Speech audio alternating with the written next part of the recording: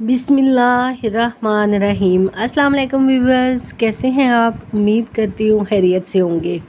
आज इस टॉपिक के बारे में हम बात करेंगे, वो है पहली उम्मतों में और आखिरी उम्मत में फ़र्क। सबसे ताकतवर कौम पर अजाब। अल्लाह ताला ने अरूज ज़वाल के जितने किस्से हमें बताए हैं, जो बड़ी बड़ी कौमें तबाह हुई, वो गुर्बत की वजह से नहीं हुई, टेक्नोलॉजी की कमी की वजह से नहीं हुई, अपनी अखलाकी पस्ती की वजह से तबाह हो गई। अल्लाह ताला फरमा रहे हैं कि ध्यान से मेरी बात भी सुनो और गौर भी करो कि तुम्हारे रब ने कौम आद के साथ क्या किया, जिन जैसा तेरे अल्लाह ताला ने किसी को नहीं बनाया था। वो दुनिया में इतने ताकतवर इंसान पैदा हुए थे कि उन जैसा कोई नहीं था, और उनकी औसत हमारी औसत पर 40 है। उनकी औसतों पर 300 साल, 600, 500 साल वो ज़िंदा रहते थे, बूढ़े नहीं होते थे, यूं दरख्त को पकड़कर उखाड़ देते थे। इतनी ताकत अल्लाह ताला ने उन्हें दी हुई थी। अल्लाह ताला फरमाते हैं ये क्यों हिलाक हो गए। अल्लाह ताला फरमाते हैं कि वो नाफरमान हुए, सरकश हो गए, आवारा हो गए, और उन्होंने अल्लाह को भी ललकारा और इंसानी अखलाक का दामन भी तार तार किया। तो अल्लाह ताला ने कहा, मैंने इन पर एक हवा छोड़ी। वो कहते थे कि कोई हमसे ज़्यादा ताकतवर है तो उससे हमें डराओ। और इनके अपने नबी हज़रत हूद अलैहिस्सलाम थे।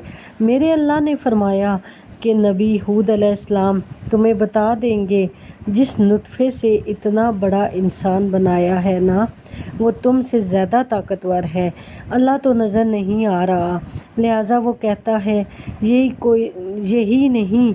वो अकड़ते ही गए तो अल्लाह ताला ने उन पर एक हवा छोड़ी, 7 रातें और 8 दिन, और कायनात की सबसे ताकतवर मखलूक हवा थी।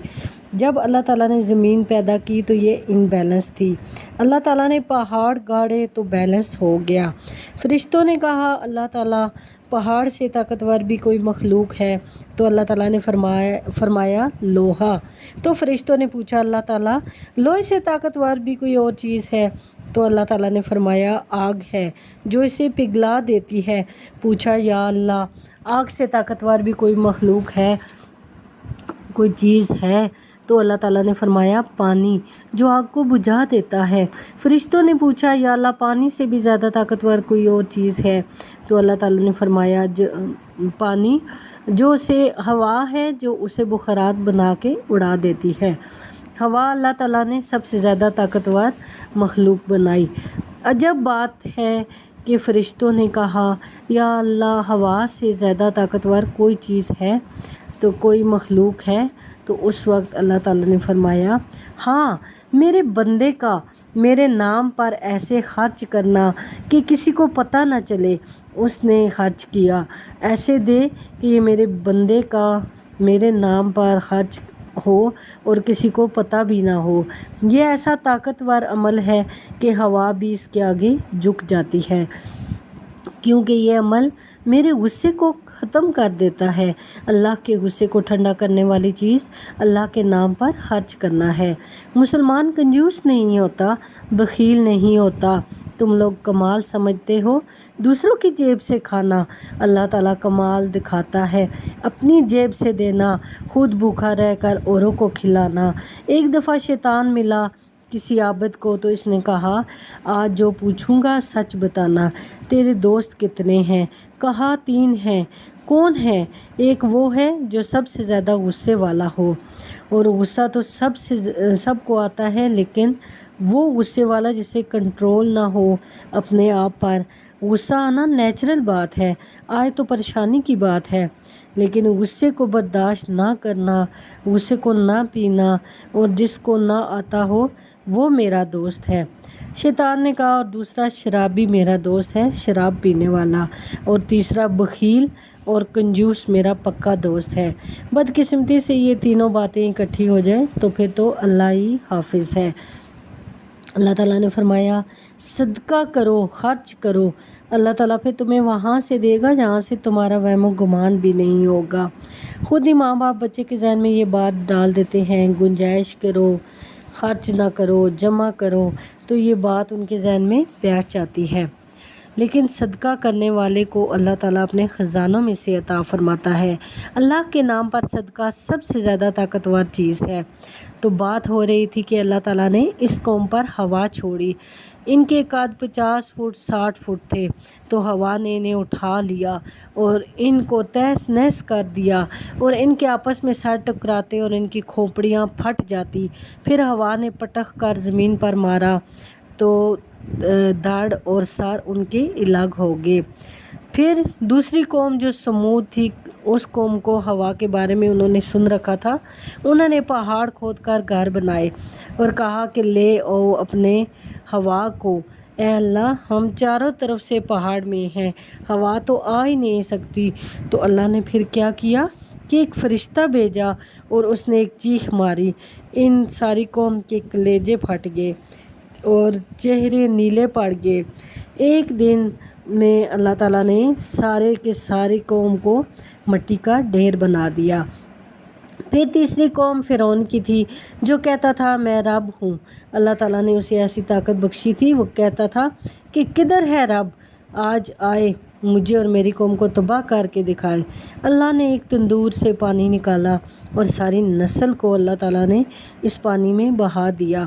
قوم کوئی زوال اور عروج کا تعلق ٹیکنالوجی سے تھوڑے ہی ہے، اخلاق سے زیادہ ہے۔ اب 27 صفر نبوت کا 14واں سال جمعے والے دن ہمارے نبی پاک صلی اللہ علیہ وسلم اور حضرت ابوبکر صدیق رضی اللہ تعالیٰ عنہ تھے، اور حضرت ابوبکر صدیق رضی اللہ تعالیٰ عنہ نے عرض کی یا رسول اللہ، ایک غار میں نے ڈھونڈا ہے، وہاں چل کر چھپ جاتے ہیں، جب ہماری طلب مدم ہو جائے گی تو ہم نکل آئیں گے۔ اب حضرت ابوبکر کبھی آگے ہوں، کبھی نبی پاک صلی اللہ علیہ وسلم کے پیچھے ہوں۔ جب وہ بار بار ایسا کر رہے تھے تو نبی پاک صلی اللہ علیہ وسلم نے پوچھا کہ ابوبکر یہ کیا کر رہے ہو؟ تو ابوبکر نے فرمایا جب مجھے شک ہوتا ہے کہ آگے سے کوئی دشمن چھپا ہوا ہو اور آپ پہ وار نہ کر دے تو میں آگے آ جاتا ہوں تاکہ وار میرے اوپر ہو اور آپ کے اوپر نہ آئے۔ جب مجھے خیال آتا ہے کہ وار کوئی پیچھے سے نہ کر دے تو میں پیچھے چلا جاتا ہوں تاکہ وار میرے اوپر پڑے، آپ کے اوپر نہ آئے۔ ابوبکر کا عمل اور بنی اسرائیل کا عمل جو ہے وہ فرق دیکھا آپ نے کہ ان کے عمل کیسے تھے اور بنی اسرائیل کے عمل کیسے تھے۔ تو آپ اگلے دن پنجوں کے بل چل رہے تھے اور قدم کا تاکہ نشان نہ پڑے، اس سے پہچان نہ ہو جائے۔ جب آپ پہاڑ کی چوٹی کے قریب پہنچے تو غار سور پر تو انگلیاں اتنی درد کرنے لگ پڑی تھی کہ آپ سے چڑھا نہیں جا رہا تھا۔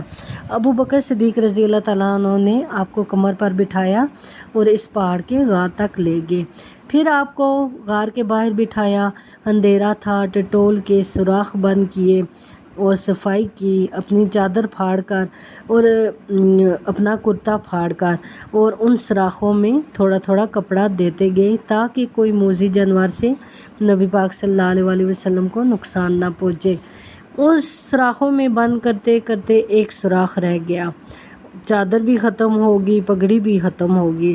اس پر آپ نے اپنی ایڑی رکھ دی، عرض کی یا رسول اللہ صلی اللہ علیہ وسلم آپ تشریف اندر لے آئیں۔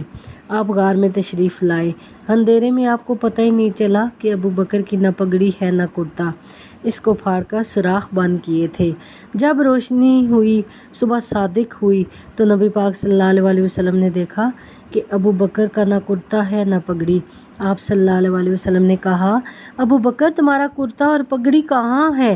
تو آپ صلی اللہ علیہ وسلم نے کہا یا رسول اللہ صلی اللہ علیہ وآلہ وسلم غار میں بہت سوراخ تھے اور میں نے کہا آپ کو کوئی موذی جانور نقصان نہ پہنچائے تو میں نے وہ پھاڑ کر سوراخ بند کیے۔ اس پر ایک دم نبی پاک صلی اللہ علیہ وسلم کی آنکھیں باہر آئیں اور بے ساختہ رو کر دعا کی کہ یا اللہ پاک میں ابوبکر سے راضی ہوں، تو بھی اس سے راضی ہو جا اور اسے جنت میں میرا ساتھی بنا دے۔ تو فوراً جبرائیل علیہ السلام آئے اور عرض کی یا رسول اللہ صلی اللہ علیہ وآلہ وسلم اللہ تعالیٰ فرما رہے ہیں ہم ابوبکر سے راضی ہیں، وہ جنت میں آپ کا ساتھی ہوں گے۔ اگلے دن قریش کا کھوجی راستہ تلاش کرتا کرتا اور نشان دکھاتا دکھاتا بنی اسرائیل کو لے کر اور قریش کو لے کر غار ثور تک پہنچ گیا۔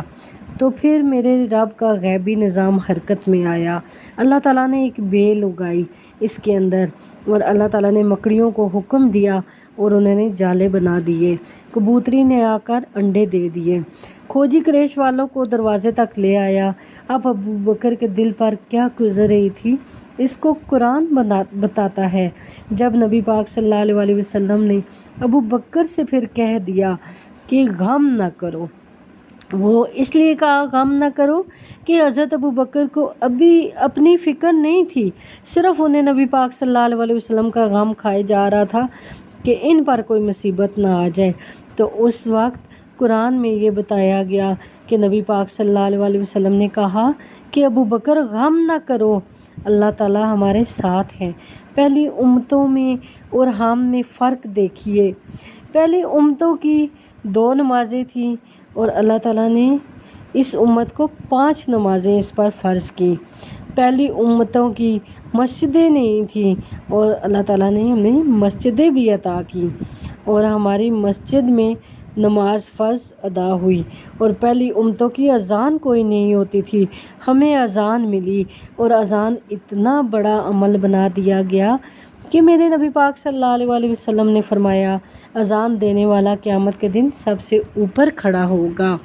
حضرت علی رضی اللہ تعالیٰ عنہ فرمایا کرتے تھے، کاش میں اللہ کے نبی سے حسن رضی اللہ تعالیٰ عنہ اور حسین رضی اللہ تعالیٰ عنہ کے لیے اذان مانگ لیتا۔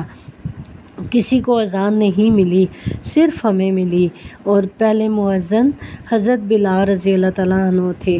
اللہ تعالیٰ نے ہمیں چاشت کی نماز دی، تہجد کی نماز دی، اوابین کی نماز دی۔ اللہ تعالیٰ نے نماز کے کتنے دروازے کھول دیے ہمارے لیے۔ اور میرے نبی کی آخری وصیت یہ تھی کہ میری امت نماز نہ چھوڑنا، نماز نہ چھوڑنا، نماز نہ چھوڑنا۔ اور یہ فرق تھا ہم میں اور دوسری امتوں میں۔ تو اللہ تعالیٰ کا لاکھ لاکھ ہم شکر ادا کرتے ہیں کہ ہم نبی پاک صلی اللہ علیہ وسلم کی امت میں سے ہیں۔ تو اللہ تعالیٰ مجھے، آپ کو، ہم سب کو اپنے نبی سے سچا عشق، سچی وفا کرنے کی توفیق عطا فرمائے۔ اس کے ساتھ ہی مجھے اجازت دیجیے، اپنا بہت زیادہ خیال رکھیے گا۔ فی امان اللہ۔